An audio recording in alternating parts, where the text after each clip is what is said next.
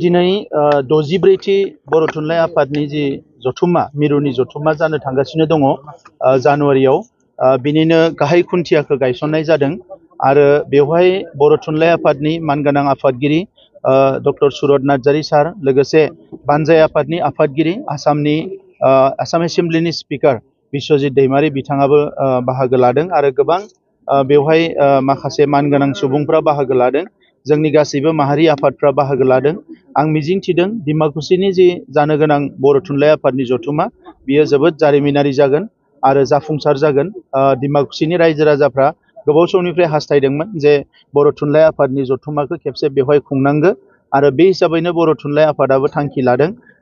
बर' थुनलाइ आफादा बर' हारिनि बयनिख्रुइबो जौसिन आफाद बे बर' थुनलाइ आफादानो दिनैसिम जोंनि राव थुनलाइखौ जौगाहोनायजों लोगोसे जोंनि हारिनि गासैबो बिथिंखौ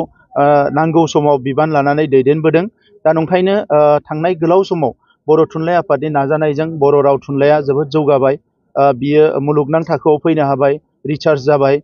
8 सिडिउलाव थिसनजाबाय आं मिजिंथिदों नैबे जथुम्मानि उनाव आरोबाव बर' राव थुनलाइखौ जौगाहोनो थाखाय थुनलाइ आफादा मोजां मोजां थांखि लानो हागोन आरो जोंनि जि थुनलाइ सोरजिनाय जोंनि जिखिनि लाइमोनफोर जाखांबोनाय जोंनि लिरगिरिफोर बिथांमोनाबो थुलुंगा मोनगोन आरो जोंनि जि मानदान्दा थुनलाइनि मानदान्दाया आरोबाव गोजौआव थांबावगोन गाहाय आलासि महरै हादोरनि सोलोंथाइ मन्थ्रि बिथांखौ